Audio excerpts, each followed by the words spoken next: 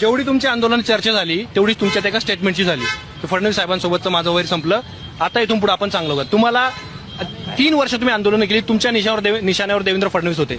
आता असं काय झालं की तुम्हाला देवेंद्र फडणवीस यांच्यासोबत वैर संपवायचंय आणि तुम्ही त्या दिवशी आझाद मैदानावर स्टेटमेंट? मला संपवायचं म्हणजे काय, वैर म्हणजे ते खेड्यापाड्यात शब्द आहे. हा, तुमचं आमचं आता भांडण संपलं बाबा, वैर संपला, हे खेड्यापाड्यातले शब्द आहेत ते. वैर संपलं. त्यांनी जे दिला, मराठवाड्यातले मराठी सगळे आरक्षणात घालणार, पश्चिम महाराष्ट्रातले सगळे घालणार आरक्षणात. मग आपली नाराजी संपली ना, पुढे राहिली. पण आणखीन त्याला वेळ आहे, जातील तर होतावा, नाही गेले की म्हणजे अजूनही नाराजी संपलेली नाही. नाही नाही नाही नाही, नाराजी नाही म्हणत तुम्हाला मी, तिथं संपलीच म्हणून सांगितलं ना. पण अंमलबजावणी राहिली नसता, जे काढून काय होणार.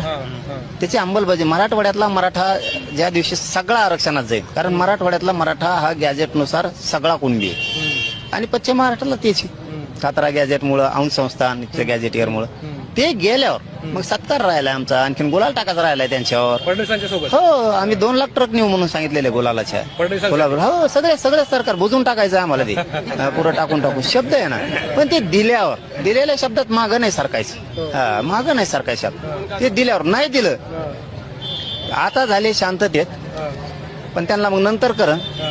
आपण आता पुन्हा मराठ्यांना विटीस धरल्यामुळे जे काढून आता लय बेकार झालं.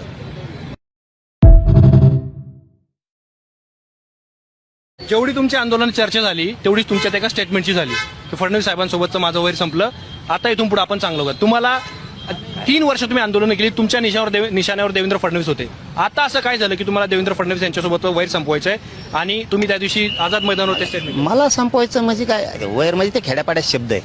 हा, तुमचं आमचं आता भांडण संपलं बाबा, वैर संपला, हे खेड्यापाड्यातले शब्द आहेत ते. वैर संपलं. त्यांनी जे दिला, मराठवाड्यातले मराठी सगळे आरक्षणात घालणार, पश्चिम महाराष्ट्रातले सगळे घालणार आरक्षणात.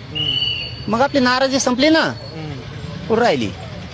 पण आणखीन त्याला वेळ आहे, जातील तर होतावा, नाही गेले की म्हणजे अजूनही नाराजी संपलेली नाही. नाही नाही नाही नाही, नाराजी नाही म्हणत तुम्हाला मी, तिथं संपलीच म्हणून सांगितलं ना. पण अंमलबजावणी राहिली नसता, जे काढून काय होणार.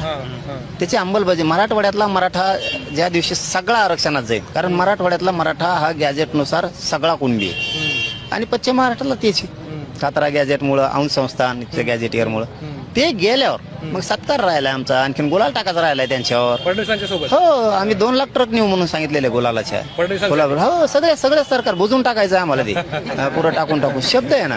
पण ते दिल्यावर, दिलेल्या शब्दात मागं नाही सरकायचं. मागं नाही सरकायचं शब्द, ते दिल्यावर नाही दिलं. आता झाले शांततेत, पण त्यांना मग नंतर करण. आपण आता पुन्हा मराठ्या